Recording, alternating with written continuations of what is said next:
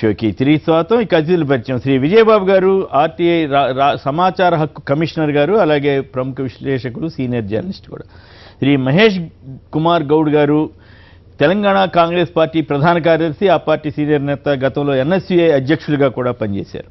శ్రీ నల్లా సూర్యప్రకాష్ గారు, YSR Congress party senior నేత, జాతీయ ప్రధాన కార్యదర్శి. శ్రీ ఆంజనేయ రెడ్డి గారు, ఆంధ్రప్రదేశ్ భారతీయ జనతా పార్టీ సీనియర్ నేత, అధికార ప్రతినిధి. మరి కొద్దిసేపట్లో బల్క సుమన్ గారు, పెద్దపల్లి లోక్సభ సభ్యులు, టీఆర్ఎస్ యువజన నేత, వారు కూడా మనతో చర్చలో పాల్గొంటారు. ఇక ప్రధాని మోడీ గారి రాకపై అందరి దృష్టి పడింది. ప్రధానంగా తెలంగాణ ప్రభుత్వం, కేసీఆర్ గారు అత్యంత శ్రద్ధాశక్తులతోటి మోడీ గారి కార్యక్రమాన్ని గ్రాండ్ సక్సెస్ చేయాలని ప్రయత్నిస్తుంటే, మరోవైపు బీజేపీ కూడా పోటాపోటీగా వారి సమ్మేళనం భారీగా జరుపుకోవాలని చెప్తూ జరపడం కోసం వాళ్ళు ప్రయత్నాలు చేస్తున్నారు.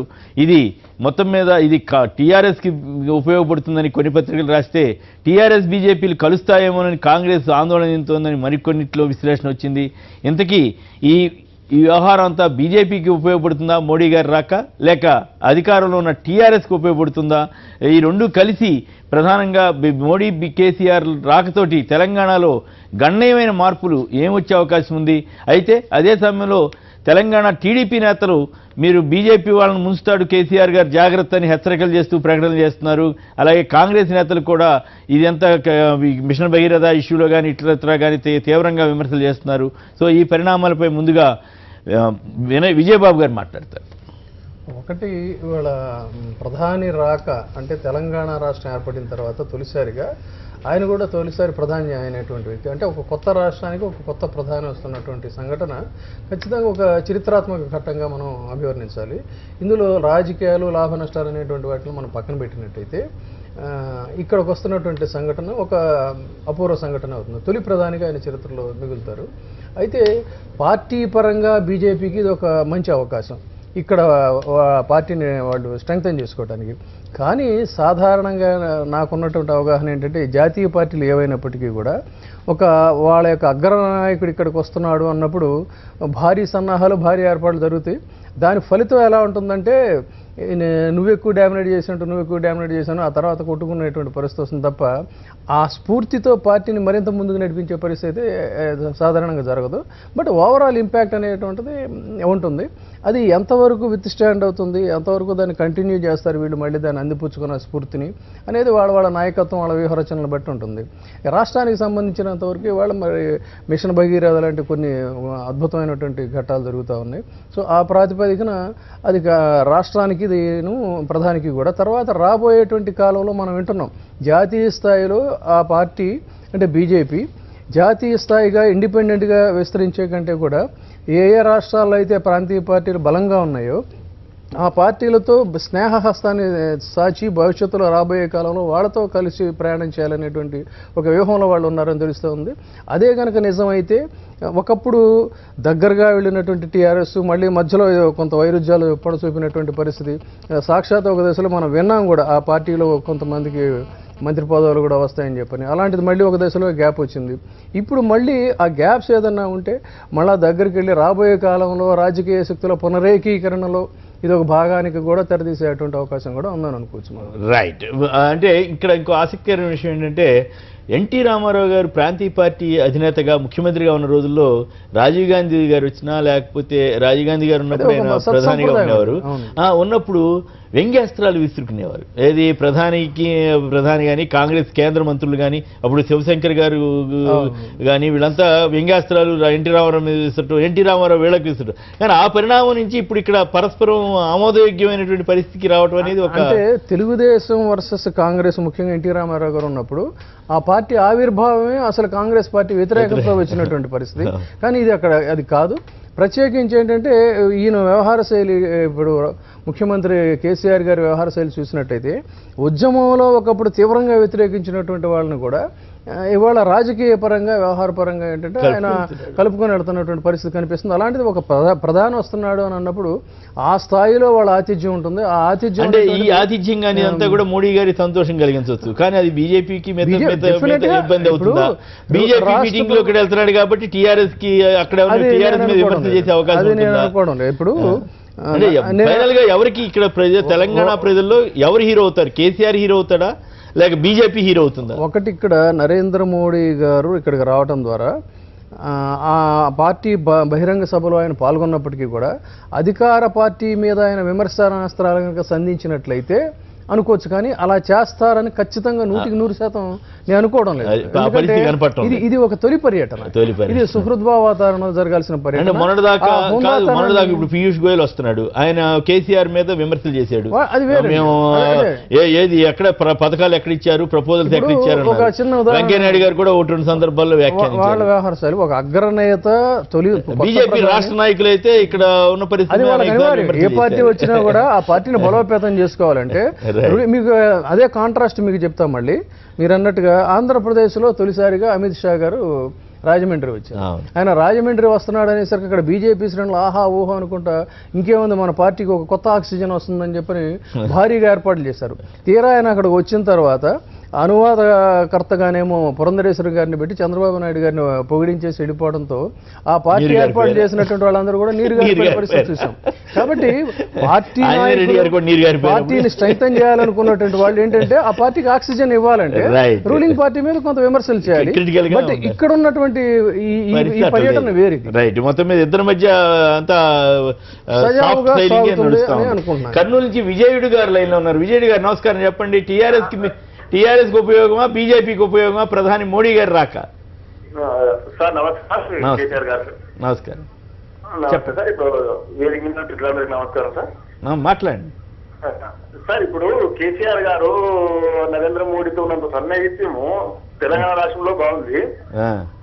మరి అదే మన ఏపీ ముఖ్యమంత్రి చంద్రబాబు నాయుడు గారు ప్రభుత్వ భాగస్వామ్యంలో ఉన్నారు.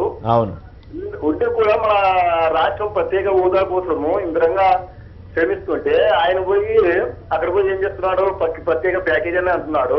అవును, ప్యాకేజీ బదులు హోదా అడిగి అలా తెలంగాణ ప్రభుత్వం చేస్తున్నటువంటి అదే విధంగా మన ఏపీ ముఖ్యమంత్రి గారు చేస్తే బాగుంటుందని చెప్పని ఆశిస్తున్నా సార్.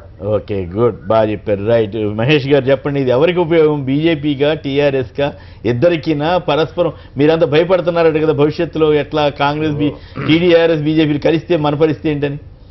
ఇప్పుడు ఎవరు కలిసినా మాకు ఇద్దరు కూడా అపోజిషన్ ఉండేవారే.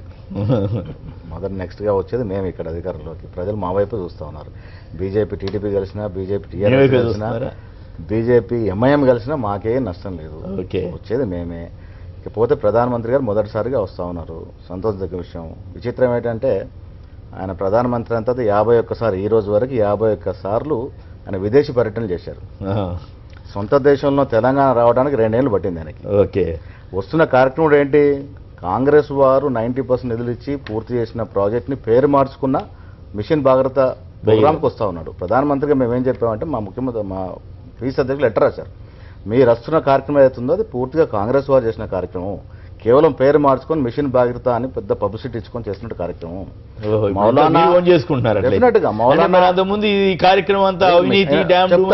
మౌలానా అబుల్ కలాం సుజల స్రవంతి హైదరాబాద్ కోసము ఉమ్మడి రాష్ట్రంలో నెలకొల్పిన ప్రాజెక్టు 2008లో దాదాపు 3725 కోట్లు ఇస్తూ రాజశేఖర్ గారు జీవో ఇచ్చినారు. ఆ డబ్బులతోనే ఈ ప్రాజెక్ట్ అయింది. అదేంటంటే కరీంనగర్ నుంచి హైదరాబాద్ వరకు మంచినీరు తీసుకురావాల్సినటువంటి కార్యక్రమం. దాంట్లో మధ్యాహ్నం గండి కొట్టి ఇప్పుడు ఆయన నియోజకవర్గం డబ్బులు ఇస్తూ ఉన్నాడు. అదే పైప్ లైన్ కరీంనగర్లో 5 నియోజకవర్గం గుండా వస్తూ ఉంది. నిన్ననే వాళ్ళు ధర్నా చేశారు. మా పరిస్థితి ఏంటి కరీంనగర్లో? ఇప్పుడు ఉమ్మడి రాష్ట్రంలో హైదరాబాద్ కరీంనగర్ కానీ వాళ్ళు ఒప్పుకున్నారు. ఇవాళ నీ సొంత నియోజకవర్గం గజ్వేల్కి నీ స్వార్థంతో నీళ్లు ఇస్తా ఉంటే మరి మా పరిస్థితి వాళ్ళు అక్కడ ధర్నా చేస్తారు. రాష్ట్రం అంతా ఇస్తారు. ఏం చెప్పామంటే మోడీ గారు వస్తుంటే సంతోషం, కానీ మీరు వస్తున్న కార్యక్రమాల వివరాలు తెలుసుకోండి. ఈ కార్యక్రమం పరిపూర్ణంగా కాంగ్రెస్ కార్యక్రమం. 90% నిలిచి మేము పూర్తి చేసిన కార్యక్రమాన్ని నీళ్లు హైదరాబాద్కు వస్తూ ఉంటే మధ్యన గంటి కొట్టి మిషన్ భాగీరథ అని ఒక పేరు మార్చుకొని అట్టాసంఖ్యలో కార్యక్రమం చేసుకుంటాను. అంటే కాదు, 2019లోగా నేను ఇవ్వకపోతే, ప్రతి ఇంటికి నేను ఇవ్వకపోతే నేను అసలు ఎలక్షన్లను పొడి చేయను అన్నారు కదా మీరు. అప్పుడే ఒక గజ్వేల్కి అంటున్నాం, గజ్వేల్కి ఇస్తే 2000 నిజంగా కూడా పొడి చేసే అవకాశం రాదు ముందు. అంతేనా? ఎందుకు వస్తుంది? ఇప్పుడు 2 పడకల ఇల్లు అన్నాడు, మరి అనండి ఆయనకి 2 పడకల్లో మేము ఇవ్వలేకుంటే పోటీ చేయమని అమ్మనండి. ఓకే, నీళ్లు ఎక్కడే అండి? ఇప్పుడు ఇస్తున్న నీళ్ళే మావే, మా డబ్బులతో మా కార్యక్రమాలు పేరు మార్చుకుని ఇస్తా ఉన్నారు. ఇది బాటగా ప్రజలకు తెలుసు. ప్రజలకు కూడా తెలుసా? ఎందుకు తెలియదు? ఇప్పుడు అంత ప్రతిష్ట మౌలానా అబుల్ కలాం సుజల స్రవంతి కార్యక్రమం 2008లో స్టార్ట్ అయింది. ఆ రోజే మేము జీవో ఇచ్చినాం 3,725 కోట్లకి. ఆ డబ్బులతో ఆయన ప్రాజెక్ట్ ని మధ్యన నువ్వు వస్తున్న పైప్ లైన్ గండి కొట్టి గజ్వేల్ ఏదో గొప్ప కార్యక్రమం చెప్పుకుంటా ఉన్నావు. మేమేమంటే ప్రధానమంత్రి గారు వస్తున్న కార్యక్రమం మీరు వివరాలు తెలుసుకుంటూ వస్తున్నారు. ఈ కార్యక్రమం కాంగ్రెస్ కార్యక్రమం చెప్తాల్సుకున్నాం. ఓకే, అయితే మరి ఇప్పుడు ఈ సరే ఈ పార్ట్ ఒకటి, వీళ్ళిద్దరిలో ఎవరికి ఎక్కువ మేలు జరుగుతుంది, బీజేపీగా టీఆర్ఎస్? బీజేపీ గారు ప్రధానమంత్రి గారు వస్తే ముఖ్యమంత్రిగా సాధారణంగా చేయాలా, దీంట్లో లాభ నష్టాలు ఏముంటాయి? ప్రధానమంత్రిగా మొదటిసారి నాకు అవకాశం చిక్కింది ఒక దేశంలో రాష్ట్రం రావడానికి, సంతోషం. ఇంకా ముందు కూడా ఎక్కువ పర్యటన చేయాలా, తెలంగాణకి న్యాయం చేయాలని మేము కోరుకుంటాం. రైట్, సూర్యప్రకాష్ గారు. ఇప్పుడు బీజేపీకి అవసరం ఉంది, టీఆర్ఎస్కు బీజేపీ అవసరం ఉంది. ఉందా? బీజేపీకి ఎందుకు అవసరం ఉందనంటే ఇవాళ గుజరాత్లో కానీ ఉత్తరప్రదేశ్లో కానీ మొత్తం ఉత్తర భారతదేశం అంతా దానికి ఏంటంటే వ్యతిరేక పవనాలు వీస్తున్నటువంటి పరిస్థితి. ఓకే, ఇప్పుడు నిన్న దళిత ప్రదర్శన కూడా మా పెద్ద ఎత్తున జరిగేది, రక్షణ మీద కూడా గట్టిగా మాట్లాడారు ప్రైమ్ మినిస్టర్. కాబట్టి ప్రైమ్ మినిస్టర్ ఒక గట్టిగానే మాట్లాడారు. మీరు ఆర్ హ్యాపీ ఫర్ దట్? ఏం హ్యాపీ ఉంటుంది అంటే చంపేసిన తర్వాత ఇల్లు తగలబెట్టిన తర్వాత అయ్యో పాపం అనటం, కొంచెం లేట్ గా కూడా స్పందించారు. నిజంగానే అది. కాబట్టి ఏంటంటే చాలా స్పష్టంగా ఏమంటే సింహం చంపినటువంటి పశువుల యొక్క చర్మాన్ని ఒలిచినట్టుగా పోలీసులే, ఏ బీజేపీకి ప్రభుత్వానికి సంబంధించిన పోలీసులే చెప్పినటువంటి పరిస్థితి. కాబట్టి ఏంటంటే అటు గుజరాత్లో కానీ ఇటు ఉత్తరప్రదేశ్లో కానీ ఎక్కడ చూసినా దళితులపై జరుగుతున్నటువంటి దాడులు కానీ, అదేవిధంగా భారతీయ జనతా పార్టీకి వ్యతిరేకంగా ఒక గాలి వీస్తున్నటువంటి పరిస్థితి ఉంది. ఇప్పుడు వచ్చేసిందంటారు గాలి ఖచ్చితంగా. రానున్న కాలంలో ఏంటంటే భారతీయ జనతా పార్టీ ఏమి అంత పెద్ద ఎత్తున విజయం సాధించేటువంటి పరిస్థితి అయితే లేదు. రెండోది ఇక కేసీఆర్కి వచ్చేవరకు ఏంటంటే ఇప్పుడు ఆయన కొడుకు అల్లుడు ఇద్దరు మంత్రులుగా ఉన్నారు, ఇప్పుడు బిడ్డకు మంత్రి కావాల్సినటువంటి అవసరం ఉంది. కాబట్టి ఏంటంటే భారతీయ జనతా పార్టీని అదేవిధంగా ప్రధానమంత్రిని ఎంత సంతోష పెడితే రానున్న కాలంలో అంత తొందరగా బిడ్డ మంత్రి అయ్యేటువంటి అవకాశం ఉంది. కాబట్టి అదేవిధంగా టీఆర్ఎస్ కూడా ఇక్కడ వ్యతిరేకత అనేది ప్రారంభమైంది. ఇప్పుడు మిత్రుడు చెప్పినట్టుగా వెల్లంపల్లి ప్రాజెక్టు 95% రాజశేఖర రెడ్డి గారి హయాంలో పూర్తి అయినటువంటి పరిస్థితి. నేను కూడా అప్పుడు రాజశేఖర రెడ్డి గారు ప్రారంభం చేసి జీవో ఇచ్చిన డబ్బులతో కట్టిన ఎల్లంపల్లి ప్రాజెక్ట్ నీళ్ళేనా? సోర్సు హైదరాబాద్ కి మేజర్ గా ఎల్లంపల్లి సోర్సు. ఆ సోర్స్ నుంచి హైదరాబాద్ కు రావాల్సిన నీరు ఉమ్మడి రాష్ట్రంలో హైదరాబాద్ కోసం నిర్దేశించిన వాటర్ అది. దాన్ని నువ్వు గండి కొట్టి గజ్వేల్ తీసుకెళ్తా ఉన్నావు. కరీంనగర్ లో ఉన్న 5 నియోజకవర్గాలు కూడా అడుగుతా ఉన్నారు నీళ్లు, ఇవ్వాల్సిన అవసరం ఉంది. అదే కాక మీరు రాష్ట్రం అంతా ఇస్తామని ప్రమాణం చేశారు, అది కూడా ఇవ్వాల్సిన అవసరం ఉంది. Okay, right, continue. కాబట్టి ఏంటంటే ఇవాళ రాజశేఖర రెడ్డి గారికి ఎక్కడ పేరు వస్తుంది అనేటువంటి ఒక దుర్బుద్ధితోనే ఇవాళ ఏంటంటే దానికి ఒక కొత్త పేరు పెట్టి ఇది చేస్తున్నారు. కానీ కాబట్టి ఖచ్చితంగా ఒకరికొకరికి అవసరాలు ఉన్నాయి. కేసీఆర్ గారికి మోడీ గారికి. కాబట్టి ఏంటంటే కలవడం ఎవరికి లాభం ఎవరికి నష్టం అని అంటే ఇద్దరికి లాభం ఉండొచ్చు, ఇద్దరికి నష్టం ఉండొచ్చు. ఆయనే రెడ్డి గారు ఏంటి దళితుల యాత్ర వీటన్ని దృష్టిలో ఉంచుకుని కూడా మోడీ గారి యాత్రలు చేస్తున్నారా? అదేం కాదండి, ఆయన దేశ ప్రధానమంత్రి. ఆయన టీఆర్ఎస్కో బీజేపీకో లేదా ఇంకొక పార్టీ ప్రధానమంత్రి కాదు. ఆయన మొట్టమొదటిసారిగా వస్తున్న సందర్భంలో మనం ఈ పెద్ద ఎత్తున వాతావరణం హైప్ కనిపిస్తుంది. ఎవరికి ప్రయోజనం అంటే రాష్ట్రానికి ప్రయోజనం, తర్వాత రాజకీయాలు. అది టీఆర్ఎస్ ప్రయోజన, బీజేపీకి ప్రయోజనం కూడా అన్నారు కదా, ఓటేసి ఊరుకోకుండా అవన్నీ 2 అంశాలు. ఇది రాష్ట్రానికి ఉపయోగపడుతుంది. ఒక మంచి కార్యక్రమం మిషన్ భగీరథ అనేది, ప్రతి ఇంటికి మంచినీరు ఇవ్వడం అనేది, అది రాజశేఖర్ రెడ్డి ప్రారంభించారా లేదా కేసీఆర్ గారు ప్రారంభించారా అవన్నీ కూడా ఇప్పుడు చర్చించాల్సిన అవసరం ఉందని నేను అనుకోవడం లేదు. ఏది ఏమైనా ఒక మంచి వాళ్ళ డబ్బులు అంటే కాంగ్రెస్ డబ్బులు కాదు, దేశ ప్రజల డబ్బులు సార్ అవి. నేనేమంటున్నా అంటే వస్తున్న సందర్భంగా దేశానికి స్వతంత్రం తెచ్చింది మేమే, దేశంలో అన్ని సమస్యలు పరిష్కరించింది మేమే, దేశం అభివృద్ధి ఇవన్నీ చెప్తే అలవాటు. వేల లక్షలాది మంది స్వతంత్రం కోసం త్యాగం చేసిన వాళ్ళు ఉన్నారండి, వాళ్ళకి అలవాటు. అది నేనే వాళ్ళకి సంతోషపడమని ఆ విధంగా మాట్లాడుకొని నేనేమంటున్నా ప్రధానమంత్రి వస్తున్న సందర్భంగా అన్నీ వాళ్ళే చెప్పుకుంటున్నారు. ఈ రోజు దేశం ఎంత భయంకరమైన పరిస్థితి ఇన్ని సమస్యలు ఇంకా ఉన్నాయంటే వాళ్ళే కదా కారణం. ఆ సమస్య నుంచి అభివృద్ధి కూడా పరిష్కరించే బాధ్యత ఈరోజు నరేంద్ర మోడీ గారి మీద ఉంది కదా. కూడా తయారు చేయాలని భారతదేశంలో ఇవాళ కార్లు విమానాలు తయారవుతా ఉన్నాయి. బీజేపీ నాయకులు కాబట్టి గుండు సూది కూడా తయారు చేయాలని దేశంలో ఇవాళ కార్లు విమానాలు తయారవుతా ఉన్నాయి. ఏర్పాటు చేశారు. అందువల్ల నేనేమంటున్నానంటే ఎవరికి ప్రయోజనం అనేది కాకుండా ఇది రాష్ట్ర ప్రజలకు ప్రయోజనం వచ్చింది. అది బీజేపీ ఇప్పుడు దీనివల్ల బీజేపీలో ఒక ఫీలింగ్ ఏమంటే టీఆర్ఎస్ కేసీఆర్ గారే మొత్తం షో చేసేస్తే మన పరిస్థితి ఏంటి అనేది. ఆయన చీఫ్ మినిస్టర్, ఆయన కార్యక్రమాన్ని ఆయన షో నడుపుకుంటాడు. ఆయన అఫిషియల్ ప్రోగ్రామ్ షో నడుపుకుంటారు. మా పార్టీ కార్యక్రమం జరుగుతుంది, మేము షో నడుపుకుంటాము. ఎవరు కాదండి, ఈ పోటీలో ఎవరిది పై చేయవద్దని. ఇది ఎవరిది పరిచయ కాదు, ఎవరి రాజకీయ ఇంట్రెస్ట్లు వాళ్ళకు ఉంటాయి. ఆ రాజకీయ లబ్ధిని పొందడానికి ప్రయత్నం చేస్తారు.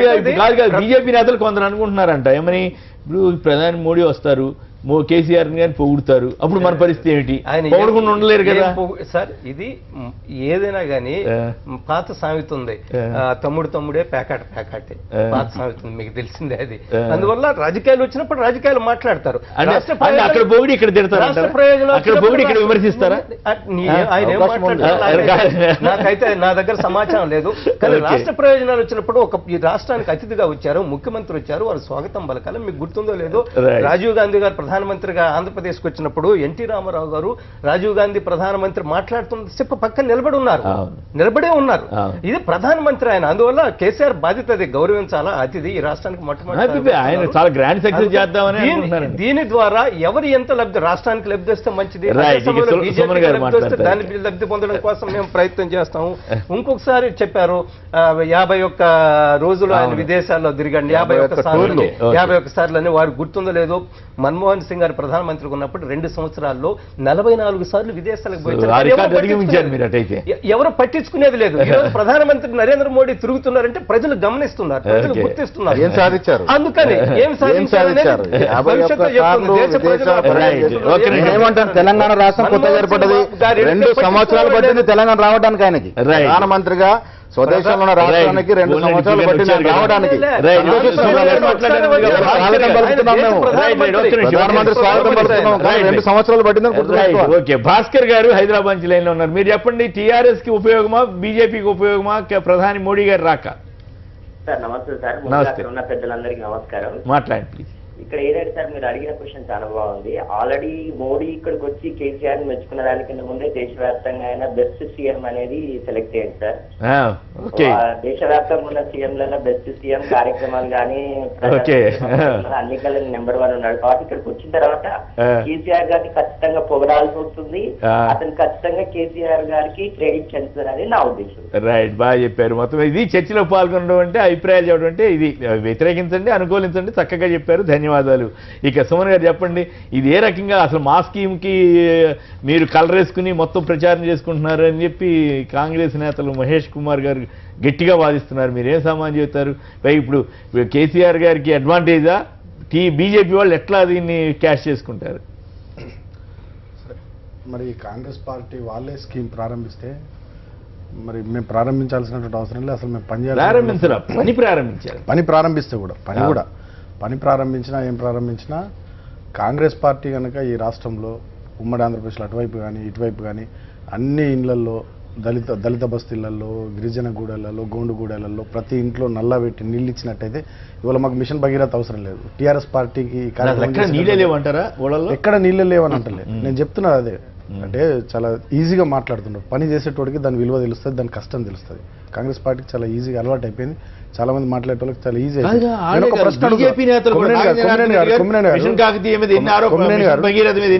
నేను ఒక ప్రశ్న అడుగుతా, మనం పోదాం సాక్షి టీవీ లైవ్ తీసుకుందాం, దళిత బస్తీలకు పోదాం, ప్రతి గ్రామంలో ప్రతి ఇంట్లో నల్లా ఉందా? గిరిజన గూడాలకు పోదాం, ఆదిలాబాద్లో గోండు గూడాలకు పోదాం, ప్రతి ఇంట్లో నల్లా ఉందా? అంతవరకు చాలా గ్రామాల్లో ప్రతి ఇంట్లో నల్లా ఉందా? కాంగ్రెస్ పార్టీ నాయకులు సమాధానం చెప్పాలి. మిషన్ భగీరథ మీద మాట్లాడే నాయకులు సమాధానం చెప్పాలి.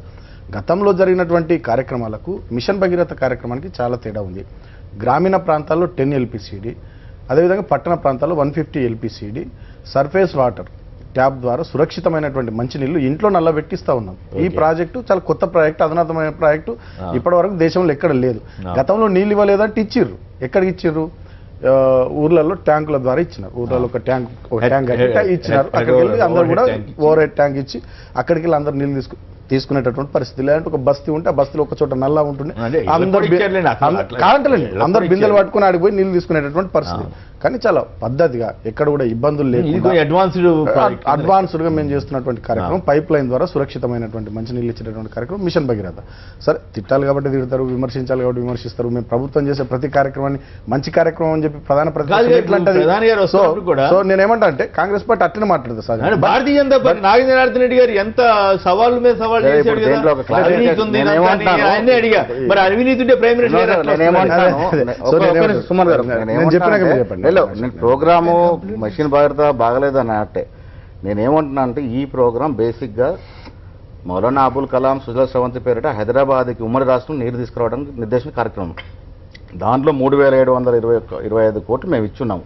90% ఆ నిధులతో అయింది. హైదరాబాద్కు వస్తున్న నీళ్ళలో మధ్యన మీరు మరలించి ఇప్పుడు మిషన్ భగీరథ చేశారు. రాష్ట్రమంతి సంతోషం, రాష్ట్రమంతి చేయకుండా ఓట్లు అడగమంటున్నారు. అదే కాదు రాష్ట్రం అంతా మీరు 2 బెడ్రూమ్ల ఇల్లు కట్టించలేకుంటే మేము ఓట్లు అడగమన్న ధైర్యం మీకుందా? అది చెప్పండి. మీరు అది సవాల్ చేస్తారు. చేస్తున్న ప్రతిదాన్ని విమర్శించే అలవాటు మాకు లేదు. మంచి చెడు చెడే. ఇప్పుడు వారు చెప్పే మిషన్ భగీరథ తర్వాత దాని మీదనే మాట్లాడతాం. మిషన్ భగీరథ ప్రాజెక్ట్ ఏంటంటే వీళ్ళకి అర్థం కావాలి. ఎంతసేపటికి మేము మొదలుపెట్టి హైదరాబాద్ నీళ్ళు ఇస్తుంటే దాంట్లోకి వెళ్ళి మధ్యలో వీళ్ళు తీసుకుంటారు.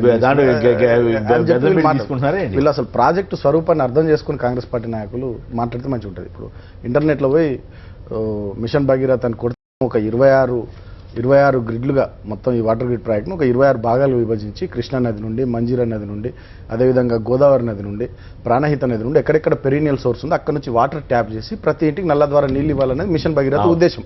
సో ఆ క్రమంలో ఎక్కడెక్కడ దగ్గర సోర్స్ ఉంటే అక్కడికి వెళ్ళి మేము వాటర్ ట్యాప్ చేసేటటువంటి పని చేస్తున్నాం. మేమే కాదు, ప్రపంచంలో ఏ తెలుగు కలవాడైనా అదే పని చేస్తాడు. మేము కూడా అదే చేసినాం. దాంట్లో మేము ఇట్లా కాంగ్రెస్ వాళ్ళకంటే మేము తెలివైన అని చెప్పారు అన్నమాట. ప్రపంచంలో ప్రపంచంలో ఎవరు తెలియకరాలు కాబట్టి మేము తెలంగాణ గారు వాళ్ళ అధికారంలోకి వచ్చారు. సుమన్ గారు ఎంపీ అయిపోయారు. ప్రపంచంలో ఎవరైనా ఎక్కడ మంచినీళ్ళు ఇవ్వాలనుకున్నా లేకపోతే ఎక్కడ ఇరిగేషన్ ప్రాజెక్ట్ కట్టాలనుకున్నా పెరినియల్ సోర్స్ దగ్గర సోర్స్ ఎందుకు చూసుకుని వాటర్ ట్యాప్ చేసుకుంటాం. సో అట్లా ఏ నియోజకవర్గానికి ఏదైతే దగ్గర సోర్స్ అక్కడ నుంచి వాటర్ ఇచ్చేటటువంటి ప్రయత్నం చేస్తా ఉన్నాం. మొదటి విడతగా ఒక 7 అసెంబ్లీ నియోజకవర్గాలకు నీళ్ళు ఇవ్వాలనేది మా ఆలోచన. సో ఆ క్రమంలో ఇవాళ ముఖ్యమంత్రి గారు వారు ప్రాతినిధ్యం కంప్లీట్ కాంగ్రెస్ నాయకులకు ఏమైనా అనుమానాలు ఉంటే పోయి చెక్ చేసుకోండి. గారు నేనేమంటున్నంటే సో లాంఛనంగా ఇవాళ ఆ ప్రాజెక్టుకు సంబంధించి ప్రధానమంత్రి గారి చేతుల మీదుగా ఇవాళ మేము ప్రారంభింపజేసుకుంటున్నాం. భవిష్యత్తులో 2017-2018 లోపల అన్ని గ్రామాలకు, అన్ని తండాలకు, అన్ని దళిత బస్సులకు నీళ్ళు ఇవ్వాలనేటటువంటిది మా ఆలోచన. అది చేస్తామని చెప్పినాం. చేయకపోతే వచ్చే ఎన్నికల్లో ఓట్లు అడగమని చెప్పి మేము చెప్పినాం. మేము చేసేటటువంటి మంచి పనిని అభినందించాలి. అభినందించే గొప్ప మనస్తత్వం లేకపోతే సరే మామూలుగా నన్ను ఉండాలి, కానీ క్రిటిసైజ్ చేయడం కరెక్ట్ కాదనేది నా భావన. ఒకటి. రెండోది వారు అన్నారు డబుల్ బెడ్రూమ్ ఇళ్ళకి సంబంధించి వారు చెప్తా ఉన్నారు. డబుల్ బెడ్రూమ్ ఇల్లు అనేది కేవలం 1 సంవత్సరానికి సంబంధించిన ప్రోగ్రామ్ కాదు, అది ఆన్గోయింగ్ ప్రోగ్రామ్. డెఫినెట్గా దాంట్లో కొన్ని బాలారిష్టాలు ఉన్నాయి, దాన్ని అధిగమించే ప్రయత్నం చేస్తూ ఉన్నాం. ఇప్పుడు ఇరిగేషన్ ప్రాజెక్టులో, వాటర్ గ్రిడ్ ప్రాజెక్టులను, పంచాయతీరాజ్ R&B డిపార్ట్మెంట్లలో, రోడ్లలో కాంట్రాక్టర్లకు వచ్చేటటువంటి లాభాలతో పోలిస్తే డబుల్ బెడ్రూమ్లో యూనిట్ కాస్ట్లో వచ్చేటటువంటి లాభం చాలా తక్కువ. కాబట్టి డెఫినెట్గా అందువల్ల కాంట్రాక్టర్లు ముందుకు వస్తలేరు. దాంట్లో కొన్ని ఏ రకంగా చేయాలనేటటువంటి ఆలోచన మేము చేస్తా ఉన్నాం. డెఫినెట్ అది కూడా చేస్తాం.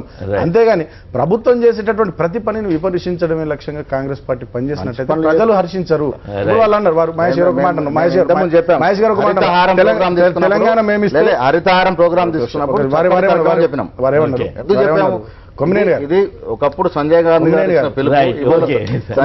గారు ఫాలో కేసీఆర్ గారు ఫాలో దాన్ని ఇంప్లిమెంట్ చేస్తున్నారు. దాన్ని నేను వస్తాను. వారు ఒక మాట అన్నారు, తెలంగాణ మేము కాంగ్రెస్ ఇస్తే వీళ్ళు అధికారంలోకి వచ్చి మేము తెలివైన వాళ్ళు మేము ఒప్పుకోవడం కాదు, మీరు ఒప్పుకోవడం కాదు, ఆయన మీరు అంటారు కదా. మేము తెలివైన వాళ్ళు అంటలేదు. తెలివైన వాళ్ళు ఎవరైనా మంచి పనులు ఇట్లా చేస్తారని నేను చెప్పినాను. మేము తెలివైన వాళ్ళు అంటలేదు. అయితే నేను అనేది ఏంటంటే స్వయంగా సోనియా గాంధీ గారే వచ్చి తెలంగాణ మేము ఇచ్చినామని చెప్పినారు. తెలంగాణలో ఆయన తెలంగాణ ప్రజలు విశ్వసించాలి. మీరు ఇచ్చుడు కాదు, మేము పోరాటం చేసి తెలంగాణ తెచ్చుకున్నామని చెప్పి అనుకున్నారు కాబట్టి మిమ్మల్ని పక్కకు పెట్టినారు, మాకు అధికారం ఇచ్చినారు. ఇప్పుడే కాదు అనుకోవడం ఇంకో 2-3 టర్ములు కూడా మిమ్మల్ని పక్కకు పెడతారు అనేటటువంటి ప్రధానమంత్రి నరేంద్ర మోడీ గారి విషయానికి వస్తే ప్రధానమంత్రి గారు రావడం డెఫినెట్గా తెలంగాణకు సంబంధించి 2 సంవత్సరాల తర్వాతనైనా ప్రధానమంత్రి గారు వస్తున్నారు. ఆహ్వానించదగ్గ పరిణామం. చాలా ఇష్యూస్ ఉన్నాయి. డెఫినెట్ అవన్నీ సార్ట్ అవుట్ ఏమో వారు ఏం మాట్లాడతారో నేను కూడా వినాలి. బట్ కేసీఆర్ గారు పొగుడుతారు మోడీ గారిని బాగా, ఇక నాకు తెలియదు అది మేము కూడా చూడాలి. నేను అనడం ఏంటంటే సార్, నేను అనడం ఏంటంటే కుమ్మరేణి గారు, ప్రధానమంత్రి గారు రావడం, మనం ఒక వారి చేతుల మీద 5-6 కార్యక్రమాలు ప్రారంభం చేసుకోవడం ఒక మంచి పరిణామం. డెఫినెట్గా తెలంగాణకు కేంద్రంతో కూడా చేసుకోవాల్సినటువంటి పనులు చాలా ఉన్నాయి. ఇరు రాష్ట్రాల మధ్య కూడా చాలా సమస్యలు ఉన్నాయి. వాటి పరిష్కారం విషయంలో కేంద్రం కూడా కొంత ప్రొయాక్టివ్ ఉంటుంది. తెలంగాణకి ఈ పరిణామం చాలా లాభం జరుగుతుంది, ప్రయోజనం కలుగుతుందని నా భావన. రైట్, ఒక్క నిమిషం. రాకేష్ గారు హైదరాబాద్ నుంచి చెప్పండి, ఇక్కడ నాయకులంతా చాలా జాగ్రత్తగా తెలివిగా మాట్లాడుతున్నారు. బీజేపీకి ఉపయోగమా, టీఆర్ఎస్కి ఉపయోగమా మోడీ గారు రాక? ముందుగా మా పార్లమెంట్ సభ్యులు బాలకృష్ణ గారికి నమస్కారం. ఓకే, చెప్పండి. అయితే మోడీ గారు వస్తే తెలంగాణకు లాభమో కాదో, లేకపోతే ఇప్పటిదాకా మీరు అన్నట్లు కేసీఆర్ హీరో అవుతారా, మోడీ హీరో అవుతారా, లేకపోతే వచ్చిన హీరో అవుతారా కాదే, మిషన్ భగీరథ ప్రపంచ వ్యాప్తంగా చూడాలని పర్యవేక్షించడానికి మోడీ గారు వస్తున్నారు కానీ లేకపోతే హీరోలో రానికి కాదు. అలాగే ఇప్పటిదాకా మహేష్ గౌడ్ గారు చెప్పినట్టు స్వాతంత్రం బీజేపీ తీసుకొచ్చిందా? అయ్యో కట్ అయిందా? హలో, కట్ అయినట్టు బాగా మాట్లాడుతున్నారు, కట్ అయింది. Hello, right. ఎనగంటి రవి గారు సీనియర్ జర్నలిస్ట్ మాట్లాడుతున్నారు. రవి గారు నమస్కారం, బాగున్నారా? నమస్కారం, బాగున్నా. చెప్పండి, మీరేమంటారు? అంటే 2 అంశాలుగా మీరు చెప్పారండి. ఒకటి, ప్రధానమంత్రి స్థాయిలో తెలంగాణ రాష్ట్రానికి తొలిసారిగా ఆయన మొదటిసారి ప్రధానమంత్రి అయిన తర్వాత రావడం పర్యటన విశేషంగానే చెప్పుకోవాలి. మిషన్ భగీరథ కానీ ఏ పథకమైనా కాంగ్రెస్ వాళ్ళు అపోజిషన్ రోల్ గా మాట్లాడుతున్నారు తప్ప ఒక ప్రభుత్వం టైం అయిపోయిన తర్వాత రోజు నుంచి అసలు వాళ్ళకి జీరో సంబంధం ఉంటుందండి, ఏ పార్టీ అయినా. అంతేనా? సో అంతగా అంటే చెప్పుకోవడానికి తప్ప అధికారికంగా మేము చేశాం కాబట్టి మీరు ఓపెన్ చేయకూడదు, లేకపోతే మేము శాంక్షన్ ఇచ్చాం కాబట్టి మీరు శంకుస్థాపన చేయకూడదు అనే విషయాలు అసలు అధికారికంగా కానీ ప్రజాస్వామ్యంలో ఎక్కడా దానికి విలువ లేదు, అంశం లేదండి. చెప్పుకోవడానికి వరకే సంబంధం అది. రెండోది, అవినీతి అనేది కాంగ్రెస్ వాళ్ళు లేకపోతే బీజేపీలోకి ఆంధ్రాలో కానీ తెలంగాణలో కానీ కొత్తగా బీజేపీలోకి వచ్చిన వాళ్ళు హడావిడి ఎక్కువ ఉంటుంది తప్ప సంవత్సరాంతంగా బీజేపీలో ఉన్న వాళ్ళని మీరు ఒకసారి పరిశీలిస్తే కనిపిస్తుందండి. అంటే వాళ్ళు జాతీయ స్థాయిలో పార్టీలు ఎలా ఉన్నాయి, ఇక్కడ ప్రత్యేకించి తెలంగాణకి మోడీ గారు గత 6 నెలల నుంచి మీరు కనుక గమనిస్తే బీజేపీ అగ్రనాయకత్వం కానీ ఇటు కేసీఆర్ లో నాయకత్వంలో టీఆర్ఎస్ ప్రభుత్వం కానీ కేంద్రంతో దగ్గర అయ్యి, అంటే రాష్ట్రం కేంద్ర సంబంధాలు కాకుండా 2009 ఎన్నికలు ఆ తర్వాత పరిణామాల నేపథ్యంలో కాంగ్రెస్ ఎట్లు రాదన్న దీంతో టీఆర్ఎస్ పార్టీ ఉండటం వల్ల కానివ్వండి, ప్రతిసారి మనం వ్యతిరేకత మిత్రపక్షంగా ఎందుకు ఉండకూడదు, వ్యతిరేకంగా ఎందుకు ఉండాలనే ఆలోచనతో, లేదా కేసీఆర్ కేంద్రంలో భాగం కొంత కావాలనే దీంతో కానివ్వండి, రాష్ట్రానికి సంబంధించి పెద్దగా ఫేవర్ చేయకుండా కేంద్రం వ్యతిరేకంగా ఉండకూడదు అనే దాంట్లోనే కేంద్ర పార్టీతో కేంద్రంలో ఉన్న బీజేపీతో మంచి సంబంధాలు వెళ్ళే కార్యక్రమంలో భాగంగానే ఈ 2 పార్టీలు ఒక అడుగు తగ్గి ఈ కార్యక్రమానికి పరిస్థితిలో భవిష్యత్తులో బీజేపీ చెప్పండి కంప్లీట్ భవిష్యత్తులో బీజేపీ టీఆర్ఎస్ ప్రీ పోల్ కానీ పోస్ట్ పోల్ అలయన్స్ కానీ జరిగే అవకాశాలు ఎక్కువగా ఉన్నాయండి తెలంగాణకు సంబంధించి. రైట్, ఓకే, ధన్యవాదాలండి. ఇక రాకేష్ గారు హైదరాబాద్ నుంచి లైన్లో ఉన్నారు. రాకేష్ గారు నమస్కారం. ఇందాక కట్ అయింది కదా? ఓకే సార్, నమస్తే. నమస్తే, చెప్పండి, కంప్లీట్ చేయండి. సార్, ఇప్పుడు కట్ అయింది. అయితే హీరోయిన్ గురించి మాట్లాడుకుంటే, హీరోయిన్ అని అనలేదు నేను, మీరు కొత్త సమస్య హీరోయిన్ అని అనలే, హీరోయిన్ అని అనలా, ఎవరు హీరో అవుతారన్న, హీరోయిన్ జోలికి వెళ్ళలేదు నేను. చెప్పండి పర్వాలేదు, చెప్పండి సార్. అయితే మా కేసీఆర్ గారు చేస్తున్న అభివృద్ధి పనులలో మిషన్ భగీరథ ఒకటి. మిషన్ భగీరథ మన తెలంగాణలో సక్సెస్ అయితే మొత్తం కానీ చేద్దామని సాధిస్తుంటే హీరోలు అంటారు. మహేష్ గౌడ్ గారు ఏమో వేరే చెప్తారు. అంటే స్వాతంత్రం తీసుకొచ్చింది కాంగ్రెస్ పార్టీ, బీజేపీ పార్టీ కాదు. మా విద్యార్థి నాయకులు బాలకృష్ణ అన్న గారు కానీ ఇంకా వేరే వాళ్ళు కానీ ఉద్యమం చేస్తే తెలంగాణ వచ్చింది. తెలంగాణను మంచి అంటే అభివృద్ధి దిశలో తీసుకోవడానికి కేసీఆర్ ఉన్నారు. Right, okay. అయితే సుమన్ గారు, ఒక ఇంట్రెస్టింగ్ విషయం ఏంటంటే తెలంగాణ టీడీపీ నేతలు ఒక వ్యాఖ్య చేశారు. మీరు వస్తున్నారు ఉత్సాహంగా, జాగ్రత్త, మోడీ గారు బీజేపీ వాళ్ళని ముంచుతారు కేసీఆర్ గారు అంటున్నారు. మీరు ముంచుతారని అనుమానం వాళ్ళు చెప్తున్నారు. వాళ్ళ మిత్రపక్షం కదా, వాళ్ళ సలహా ఇస్తున్నారు. అట్లా ఎందుకు మాట్లాడుతున్నారు మాకు అర్థం అట్లేదు. ఇప్పుడు ఎవరైనా అర్థం చేసుకోవాల్సింది ఏంటంటే వారు భారత ప్రధాని, డెఫినెట్ అన్ని రాష్ట్రాలు పోతున్నట్టు మన రాష్ట్రానికి కూడా వస్తున్నారు. సో మేము అనుకోవడం ఏంటంటే ఇందాక ఒక జర్నలిస్ట్ గారు మాట్లాడారు, అంటే కేంద్రంతో మంచి సంబంధాలు ఉండాలని ఈ రాష్ట్రం కోరుకుంటుందని. డెఫినెట్ ఇది ఫెడరల్ సిస్టమ్, ఎవరు అవునన్నా కాదన్నా. సో ఫెడరల్ సిస్టంలో రాష్ట్రాల అభిప్రాయాలను కేంద్రం గౌరవించాల్సిందే, కేంద్రంతో రాష్ట్రాలు కూడా సఖ్యత ఉండి 4 మంచి పనులు చేసుకోవాల్సిందే. రాజకీయాలు ఎన్నికల సందర్భంలోనే రాజకీయాలు, 2019లో రాజకీయాలు, ఇప్పుడు మాకు రాజకీయాలు అవసరం లేదు, ఇప్పుడు తెలంగాణ రాష్ట్ర అభివృద్ధి. సో ఆ క్రమంలో కేంద్రంతో కొంత మంచి సంబంధాలు కలిగి ఉండి తెలంగాణకు రావాల్సినటువంటి ప్రయోజనాల విషయంలో మా ప్రయత్నమే తప్ప మేము ఏదో ఇక టీడీపీ వాళ్ళు మాట్లాడుతున్నట్టు, కాంగ్రెస్ వాళ్ళు మాట్లాడుతున్నట్టు, బీజేపీ వాళ్ళు కూడా అట్లేం అనుకుంటలేరు, అట్లా అనుకోవాల్సినటువంటి అవసరం లేదు. ప్రధానమంత్రిని బీజేపీ ప్రతినిధిగా కంటే కూడా దేశ ప్రధానిగా చూడడం చాలా ముఖ్యం. రైట్, అదంతా బాగానే ఉంది. కానీ ఇందాక వార్త చదువుతుంటే ఇది అపార్ట్ ఫ్రమ్ పాలిటిక్స్ కూడా అన్నారు కాబట్టి చెబుతున్నారు. ఉస్మానియా ఆసుపత్రిలో 3 రోజుల నుంచి నీళ్లు లేక ఆపరేషన్ జరగట్లేదట. ఇందాక ఒక మిత్రుడు చెబుతా ఉన్నారు, విపరీతంగా వ్యాధులు వ్యాపించాయట. గతంలో ఎన్నడూ లేనంతగా డాక్టర్ల దగ్గరికి క్యూ కడుతున్నారట జనం. డెంగీ వ్యాధి, ఫాగింగ్ జరగట్లేదు.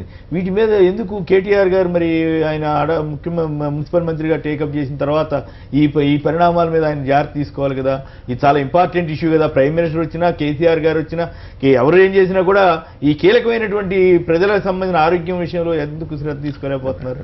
అంటే దానికి సంబంధించి ఇప్పటికే లక్ష్మారెడ్డి గారు ఆల్రెడీ ఉస్మానియా హాస్పిటల్ని వారు విజిట్ చేసినారు, అధికారులతో ఒక రివ్యూ మీటింగ్ కూడా తీసుకున్నారు. ఇవి సీజనల్ డిసీజెస్ సార్. ఎప్పుడైనా కూడా ఇప్పుడు మనం లాస్ట్ ఇయర్ కూడా చూసినాం, వర్షాకాలం ప్రారంభమైనటువంటి సందర్భంలో డెఫినెట్గా ఈ సీజనల్ డిసీజెస్ అన్ని వస్తూ ఉంటాయి, జ్వరాలు వస్తూ ఉంటాయి. వాళ్ళ నా కొడుకు కూడా ఆల్రెడీ జ్వరం ఉంది, నేను హాస్పిటల్ తీసుకుపోయినా, నేను రెయిన్బో హాస్పిటల్ తీసుకుపోయినా.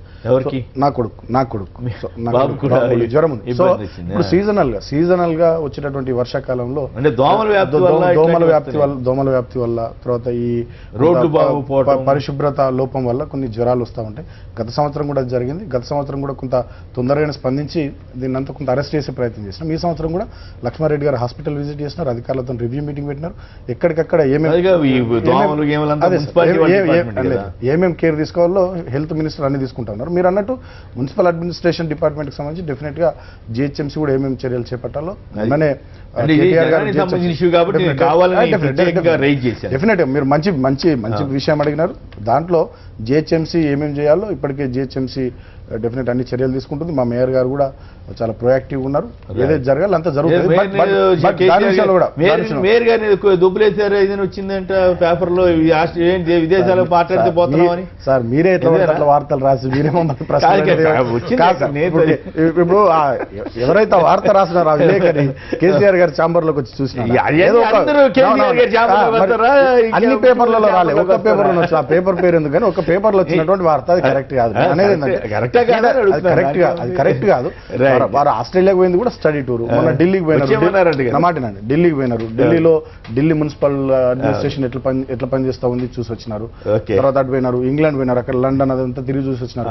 అంటే మనం వేరే దేశాలు, వేరే పట్టణాలు, వేరే రాష్ట్రాలు పోయి తిరిగి రావడం వల్ల మనకు కూడా కొంత ఎక్స్పోజర్ వస్తుంది, కొంత నాలెడ్జ్ వస్తుంది. అక్కడ జరిగేటటువంటి మంచి పనులన్నీ ఇక్కడ ఇంప్లిమెంట్ చేయడానికి ఆస్కారం ఉంది. సార్ నేను రూరల్ డెవలప్మెంట్ స్టాండింగ్ కమిటీ మెంబర్గా నేను కూడా చాలా రాష్ట్రాలు తిరుగుతాను. నార్త్ ఇండియాలో ATW అని ఉంటాయి, any time water and machine ఉంటాయి.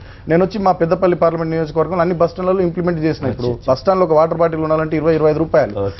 ఆ మిషన్ లో ₹1 కాయిన్ ఇస్తే చిల్లు ప్యూరిఫైడ్ వాటర్ వస్తుంది. సో పేద ప్రజలకు లాభమే కదా. అంటే మనం కొంచెం తిరిగి రావడం వల్ల అక్కడ జరుగుతున్నటువంటి మంచి పనులు తెలుసుకుని మనం ఇక్కడ ఇంప్లిమెంట్ చేసే ఆస్కారం ఉంటుంది. సో ఆ క్రమంలోనే వారు పోయినారు, వారిని ముఖ్యమంత్రి గారు మంచి ప్రశ్నలు ఏమనెత్తారు. ఉస్మానియాలో వాటర్ లేక ఇవాళ 3 రోజుల నుంచి చాలా మంది ప్రైమ్ మినిస్టర్ వస్తున్న రోజున ఇంత పెద్ద గ్రాండ్ గా గాంధీ ఆసుపత్రిలో 3 రోజులు కరెంట్ లేక 15-20 మంది చనిపోయినారు. మానవ హక్కుల కమిషన్ దాన్ని నోటీస్ ఇచ్చి చేస్తా ఉంది. ఏంటంటే అంటే కేసీఆర్ గారు కేటీఆర్ గారిని ఆరబాటం అంగు తప్ప ఈ ప్రజా ఆరోగ్యం పట్టదా? ఎందుకు ఇంత ఇది దయనీయంగా ఉంటా ఉంది? కేసీఆర్ గారు సెక్రటరీకి ఎన్నిసార్లు వస్తున్నారు? ముఖ్యమంత్రి అయిన ఆదినాయకుడు సెక్రటరీలో కూర్చుంటే అదుపు ఉంటుంది. ఆయన సెక్రటరీకి వచ్చిన పాపం లేదు. సో ప్రజా ఆరోగ్యం కానీ మొన్న ఎంసెట్ చూసాం, 3 సార్లు రాయాల్సిన పరిస్థితి వస్తుంది ఈ రాష్ట్రంలో. అంటే ఎందుకంటే ఇంత ఉదాసీనత విద్య పట్ల, ప్రజా ఆరోగ్యం పట్ల ఇంత ఉదాసీనంగా ఉన్న ప్రభుత్వం మొదటి ప్రభుత్వం ఇది. నేనేమంటున్నా అంటే మనకు ముందే తెలుసు ఏ సీజన్ ఏమిటి, ఏ జబ్బులు వచ్చే అవకాశం ఉందని. కాబట్టి ప్రోయాక్టివ్ గా ముందుగా ప్రభుత్వం స్పందించి దాని విషయంలో చర్యలు తీసుకుని ఉంటే ఈ పరిస్థితి ఉండేది కాదని నేను అనుకుంటున్నాను. గౌరవ పార్లమెంట్ సభ్యులు మీ యొక్క కొడుకుకే అట్లా జరుగుతున్నప్పుడు దాని ప్రభావం హైదరాబాద్ మీద ఎంత తీవ్రంగా ఉందో దీన్ని బట్టి మనం అర్థం చేసుకోవచ్చు. బాబు తగ్గిందా? తగ్గలేదు సార్, ఇంకా తగ్గలేదు. రెండోది ఏంటంటే ఆ శాఖ చూస్తున్నటువంటి వ్యక్తి స్వయంగా ముఖ్యమంత్రి కొడుకు. రెండోది ఏంటంటే ఇవాళ హాస్పిటల్లే కాకుండా మీరు హైదరాబాద్లో ఏ రోడ్డు మీదకి వెళ్ళిపోయినా కూడా మీరు ఆ రోడ్లు ఏ విధంగా గందరగోళం తయారుగా ఆల్రెడీ ఉన్నాయండి. ఎక్కడ కూడా రోడ్డు బాగున్నటువంటి పరిస్థితి కనబడటం లేదు. దానికి సంబంధించినటువంటి ఇవాళ యువకుడైనటువంటి వ్యక్తి మేయర్ అయినప్పటికీ యువకుడైనటువంటి అయితే ప్రైమ్ మినిస్టర్ ముఖ్యమంత్రి గారు కలిసి హైదరాబాద్ లో ఒక రౌండ్ వేస్తే మొత్తం కాబట్టి ఏంటంటే ఇటువంటి పరిస్థితి ఉంది. రెండోది ఏంటంటే ఈ ఎంసెట్ లీకులు ఇవన్నీ ఏవైతే మాట్లాడుతున్నారో ఇవి నిజంగా ఏంటంటే నేను ఇంతకుముందు కూడా ఇక్కడ చెప్పడం జరిగింది. ఆ విషయంలో ప్రభుత్వం తీసుకున్నటువంటి నిర్ణయాన్ని ఏంటంటే అభినందించాల్సినటువంటి అవసరం. రద్దు చేయటం కానీ వెంటనే చర్య తీసుకోవడం కానీ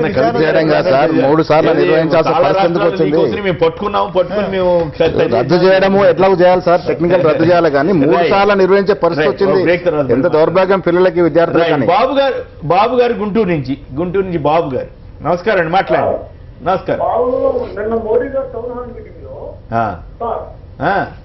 నిన్న మోడీ గారు టౌన్ హాల్ లో సమావేశాల్లో చెప్పిన 2 అంశాలు ఉన్నాయి సార్. అవును అవును సార్, పాలనలో ఉన్న వాళ్ళు ప్రజల గురించి ఆలోచించాలి కానీ రాజకీయాలు మానుకోవాలన్నారు. వాస్తవంగా తను పనిచేస్తున్నారో లేదో నిన్న సుప్రీంకోర్టు చివాటితో ఏర్పడిన రాష్ట్రాలు కానీ మీ ఆధీనంలో ఉన్న తెలుగుదేశం ప్రభుత్వాన్ని మీతో పాటు చేసి తెలుగుదేశం ప్రభుత్వం వేరే వాళ్ళని ఇబ్బందికరంగా కానీ మీరు ఆ మాట్లాడడానికి ఎట్లా అవుతారు? రెండోది చెబుతా ప్రజల గురించి, రెండోది ప్రధానమంత్రి ఫసల్ బీమా పథకాల గురించి, రైతుల గురించి చాలా ఆలోచిస్తున్నారు. 2 సంవత్సరాలు గడిచిపోయింది, విదేశాలన్నీ తిరుగుతున్నారు. ఈ దేశంలో వెన్నుముక రైతుల గురించి ఇంకా ఆలోచిస్తున్నారంటే పొందాలంటాం అనేది న్యాయమేనా? గో సంరక్షణలో సంఘ విద్రోహ శక్తులు ఉన్నారని ఆలోచిస్తున్నాము. వాళ్ళు 70% మంది సంఘ విద్రోహ శక్తులే. 15 రోజుల తర్వాత వచ్చేసింది. రాష్ట్రాల నుంచి ఇంకా ఇన్ఫర్మేషన్ తీసుకుని చర్యలు తీసుకున్నారు. ఎప్పుడండి? 15 రోజుల తర్వాత మొదటి నెల నుంచి గో సంరక్షణ పేరుతో అవును అవును. మీరు ఇప్పుడు 2 సంవత్సరాలు దాటిపోయిన తర్వాత వాళ్ళు డేటా తీసుకుంటారు. ఇంకో 2 సంవత్సరాల తర్వాత ఏదో నామినల్ గా కండిషన్ ఎలక్షన్ వెళ్ళాల్సి వస్తుంది. కాబట్టి 10 మంది ముద్దాయిలు మాత్రం అక్కడ పెట్టి చేతులు చుట్టుకుంటారా? వారు ఇవి పూర్తిగా రాజకీయ వ్యాఖ్యలు. ప్రధానమంత్రి గారు చాలా సార్లు చెప్పారు రాజకీయాల్లో ఎన్నికలప్పుడు మాత్రం మిగతా అంతా కూడా టీమ్ ఇండియా అన్నారు. దేశం అంతా ఖచ్చితంగా పార్టిసిపేటివ్ డెమోక్రసీ నేను చెప్పాను. ఉత్తరాఖండ్, అరుణాచల్ గుడ్డిగా వినండి, 2 రాష్ట్రాల్లో మీరు 2 రాష్ట్రాల్లో ప్రజాస్వామ్యాన్ని కూని చేశారు. బీజేపీకి ఏం సంబంధం లేదు. ఉత్తరాఖండ్ లో కానీ ఛత్తీస్గఢ్ లో కానీ ప్రైమ్ మినిస్టర్ కదా ఆయన గొప్పవాడు. ప్రజాస్వామ్యాన్ని కూని చేశారు సార్. అన్నాం కదా, ప్రజాస్వామ్యాన్ని కూని చేశారు ఆయన. తన సొంత రాష్ట్రంలో అదే ఉన్నా అనే చోట 3 అమాయకుల్ని, దళితుల్ని అట్లా కొడితే 15 రోజుల తర్వాత ప్రైమ్ మినిస్టర్ స్పందిస్తారు. దాన్ని ఎట్లా ప్రధానమంత్రి చోట కాదు, ప్రతి చోట జరుగుతున్నాయి. దళితుల మీద ప్రతి చోట దాడులు జరుగుతూ ఉన్నాయి. ప్రజల ముందు గోరక్షణ పేరు మీద గోరక్షణ పేరు మీద ఖండించారు. దేశం మొత్తం మీద దళితుల మీద దాడులు జరుగుతూ ఉన్నాయి. ఆ సందేశం 2 సంవత్సరాల తర్వాత మాట్లాడుతున్నాడు ఆయన. ప్రధానమంత్రి 2 సంవత్సరాల తర్వాత మాట్లాడుతున్నారు. టౌన్ హాల్ మీటింగ్ లో జనం అడిగేంత వరకు ప్రధానికి తెలియదండి.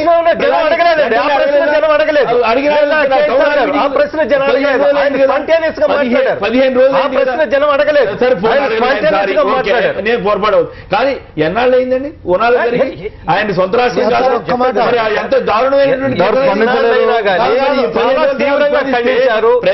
సందేశం మొత్తం దేశం అంతా ఉత్తరప్రదేశ్లో ఘటన జరిగితే ఎన్నాళ్ళ తర్వాత ఖండించారు.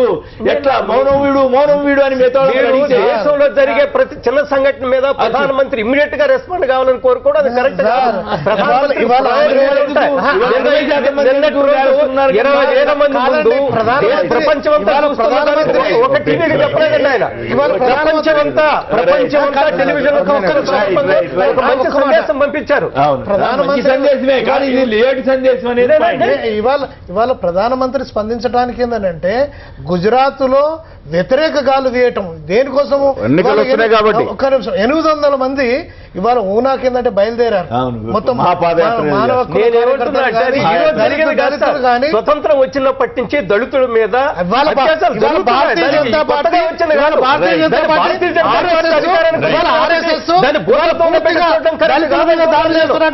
ఈ రోజు ఎందుకు మాట్లాడుతున్నారు? ఆర్ఎస్ఎస్ 70 సంవత్సరాల దేశంలో ఉందండి. అసలు ఆర్ఎస్ఎస్ ఈ దేశంలో దళితుల మీద అనేక అన్యాయాలు జరుగుతున్నాయి. కేరళలో జరిగింది, ఉత్తరప్రదేశ్ లో జరిగింది. బీజేపీ ఆర్ఎస్ఎస్ మేము చిన్నప్పటి నుంచి ఆర్ఎస్ఎస్ లో పక్కన వాడి కులం కూడా ఏమిటి అడగరు. ఆ చివరిన ఎవరు అడగరు. ఆర్ఎస్ఎస్ లో అసలు కులం ఏందో కూడా అడగరు. ఆర్ఎస్ఎస్ అందరినీ సమానంగా ముందుకు తీసుకుపోవడం.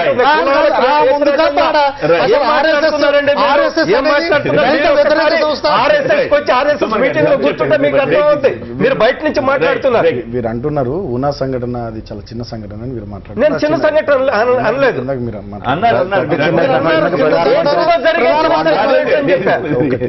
ఊనా కంటే బీహార్ లో ఏం జరిగింది? బీహార్ లో అక్కడ మూత్రం పడ్డారు, అక్కడ హరిజనులు కొట్టి దర్శనం దానికి ఏం మాట్లాడతారు మీరు? దానికి ఊనా చిన్న సంఘటన కాదు ఒకటి. రెండోది స్వాతంత్రం వచ్చినప్పటి నుంచి దళితుల మీద అత్యాచారాలు కానీ మిగతా కార్యక్రమాలు చాలా సందర్భాల్లో జరిగినాయి, ఇప్పుడు కూడా జరుగుతున్నాయి, వివిధ రాష్ట్రాలు జరుగుతున్నాయని వారు అన్నారు. సో కేంద్ర ప్రభుత్వంగా భారతీయ జనతా పార్టీ డెఫినెట్గా వీటన్నిటిని కంట్రోల్ చేయాల్సినటువంటి ప్రధానమైనటువంటి బాధ్యత వాళ్ళ మీద ఉంది. మనం చూసినట్టయితే సార్ 2 సంవత్సరాలుగా కేంద్రంలో భారతీయ జనతా పార్టీ వచ్చిన తర్వాత దేశవ్యాప్తంగా ఇంటాలరెన్స్ విషయం అయితేనేవి మిగతా విషయాలు అయితే దళితుల మీద జరుగుతున్నటువంటి దాడులు పార్లమెంట్లో పెద్ద ఎత్తున చర్చ కూడా జరిగింది. సో వాటన్నిటిని కంట్రోల్ చేయాల్సినటువంటి మాయావతి గారు ఒక ఫార్మర్ చీఫ్ మినిస్టర్ వేషతో పోల్చడం అంటే సభ్య సమాజం మనం ఇన్నేళ్ల స్వతంత్ర భారతదేశం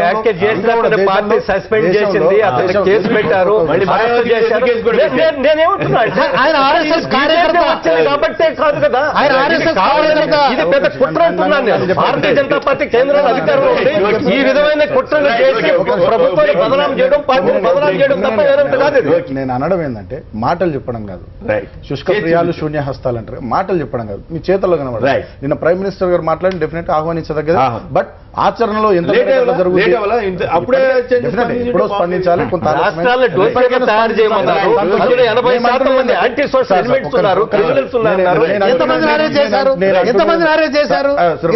అంటున్నది ఏంటంటే ఈ దేశంలో ఒప్పుకోకున్న భారతీయ జనతా పార్టీ ఒప్పుకోకపోయినా ఈ దేశంలో దళితులు ఉన్నారు, గిరిజనులు ఉన్నారు, మైనారిటీలు ఉన్నారు. ఇది వాస్తవం. ఈ భారతీయ జనతా పార్టీ నేతృత్వంలో కేంద్ర ప్రభుత్వం పరిపాలన కొనసాగిస్తున్నటువంటి ఈ తరుణంలో డెఫినెట్ ఈ దేశంలో ఉన్నటువంటి మైనారిటీలు కానీ దళితులు కానీ గిరిజనుల మీద దాడులు జరగదు. ఇటువంటి అనుబంధ సంస్థలను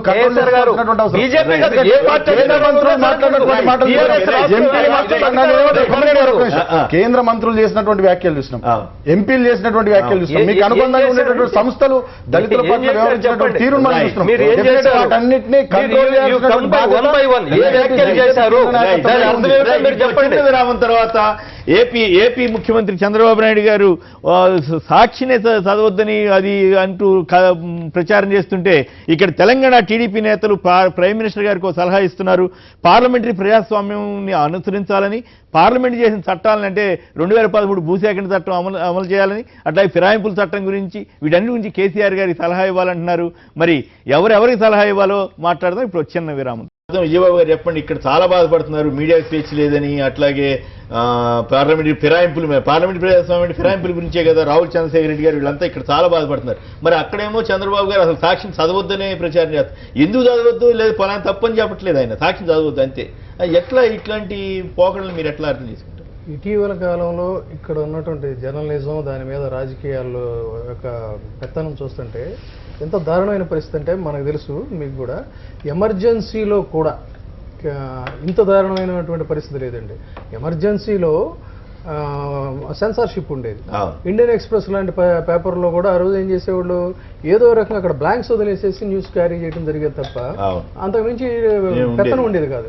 ఇక్కడ పరిస్థితి ఏంటంటే టోటల్గా గొబెల్స్ ప్రచారం అనేది ఎప్పుడో విన్నాం, మళ్ళీ తిరిగి ఇప్పుడు గొబెల్స్ వార్తలు, గొబెల్స్ ప్రచారాలు, తర్వాత వీటిని తొక్కివేసేటువంటి పరిస్థితి చాలా స్పష్టంగా ఇక్కడ మనం చూస్తున్న పరిస్థితి చూడొచ్చు. తర్వాత అసలు రాజకీయ నాయకులకి, పాలనాధికారులకి జర్నలిజంలోకి ఇంటర్ఫియర్ అవ్వాల్సినటువంటి అవసరం ఏంటి? వెన్ ట్రూత్ ఈస్, ఇప్పుడు comment is free but truth should be sacred అని చెప్పి అనేది జర్నలిజానికి సూత్రం. సో ట్రూత్ అనేటువంటిది అందులో ఉంటే జనం చదువుతారు, లేకపోతే తిరస్కరిస్తారు. మీకేంటి సంబంధం? మ్యానిపులేషన్స్ ఎంత దౌర్భాగ్యమైన పరిస్థితి అంటే, మొన్న పార్లమెంట్లో స్పెషల్ స్టేటస్కి సంబంధించి ఎవరో నా దగ్గరికి వచ్చి ఒక ఒపీనియన్ తీసుకుంటే రెండూ మాట్లాడా. అక్కడ చంద్రబాబు నాయుడు గారికి రక్తం మసమసలా కాగిపోతుంది అంటున్నారు, కాగిపోతున్నటువంటి పరిస్థితి చాలా కూల్ గా మాట్లాడుతున్నారు.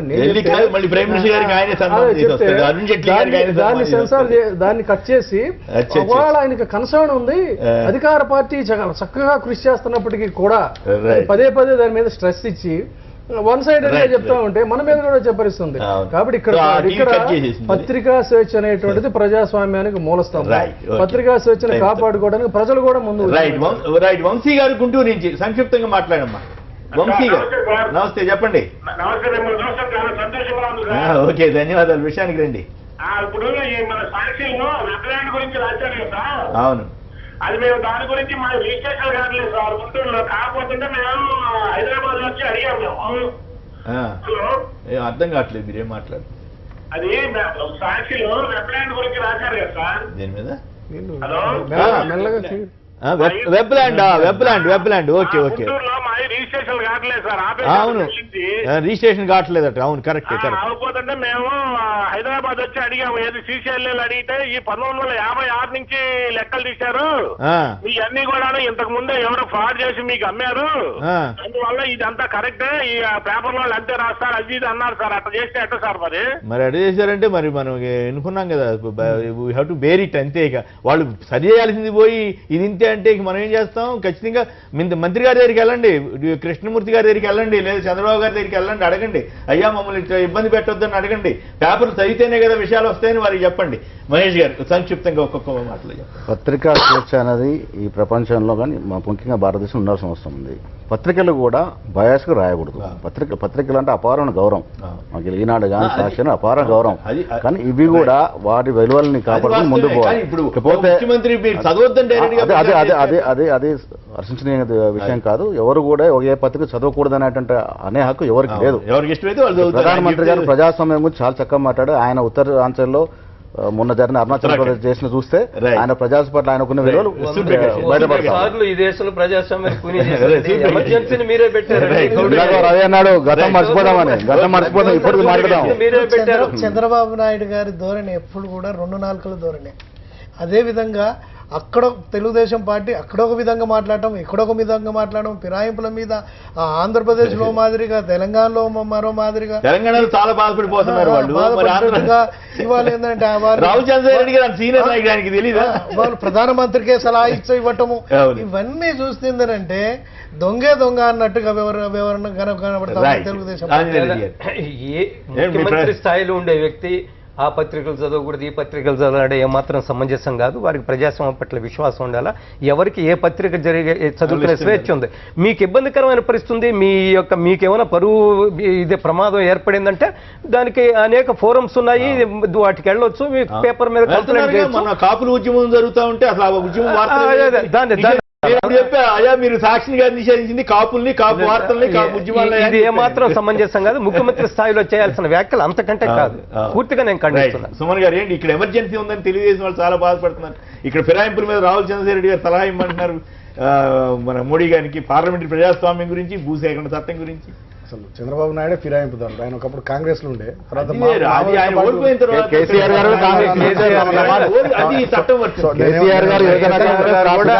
ఫిరాయింపుల గురించి ఎంత తక్కువ మాట్లాడుకుంటే మనకు మన పట్ల జనాలకు అంత మంచి ఈ దేశంలో ప్రారంభించింది కాంగ్రెస్ పార్టీ. అట్లా పార్టీ నేను అనేది ఏంటంటే కొమ్మినేని గారు, ఫిరాయింపుల గురించి మనం ఎంత తక్కువ మాట్లాడుకుంటే రాజకీయ నాయకులు జనాలు అంత మంచిగా చూస్తారు మనల్ని అనేది నా భావన. ఒకటి లేదు. ఒకటి రెండోది అంటే మేము టీఆర్ఎస్ లోకి ఇవ్వాలని అధికారంలోకి వచ్చినాక కాదు కదా సార్, మేము ఉద్యమాలు ఉన్నప్పుడు అధికార పార్టీలో మంత్రులు కూడా వచ్చినారు సార్. అధికార పార్టీ మంత్రులు వచ్చింది సార్. జూపల్లి కృష్ణారావు గారు అధికార పార్టీలో మంత్రి.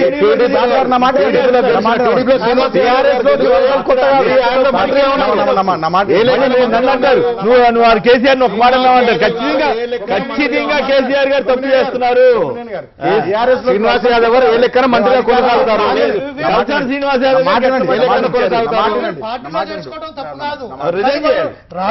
ఆ పార్టీలో గెలిచిన వాళ్ళని మీ పార్టీలో గెలుచుకోవాలంటే చెప్పనిస్తలేరు.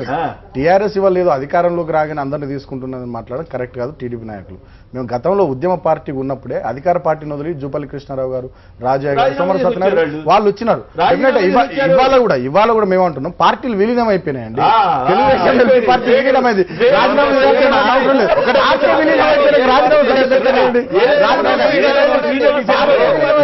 ఒక్కడే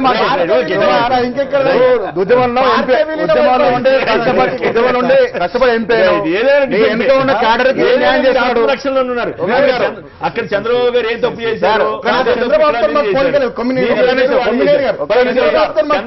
అడుగు ఎక్కువ వేసి అది చదివితే ఆయన డిక్టేట్ చేస్తున్నాడు. ఉద్యమంలో కష్టపడి ఎంతమంది ఉన్నారు వారికి న్యాయం చేస్తున్నారు కేసీఆర్ గారు. టీడీపీ కాంగ్రెస్ ఉన్న వాళ్ళ పరిస్థితి. నల్లా సూర్యప్రకాష్ గారు, ఆంజనేయ రెడ్డి గారు, సుమన్ గారు కంప్లీట్ చేయండి. ఒక్క మాట చెప్పండి. చంద్రబాబు నాయుడు గారికి మాకు అసలే పోలిక లేదు. వారిదంతా ఒక రకంగా నడుస్తుంది కదా. మాదిడ ప్రజల కోణంలో ప్రజలకు ఏది అవసరమో, తెలంగాణకు ఏది ప్రయోజనమో ఆ కోణంలో మా పరిపాలన కొనసాగుతుంది. కేసీఆర్ గారు టీడీపీలో వచ్చారు, చంద్రబాబు నాయుడు గారి గురించి చాలా నేర్చుకొని వచ్చారు. నమస్కారం.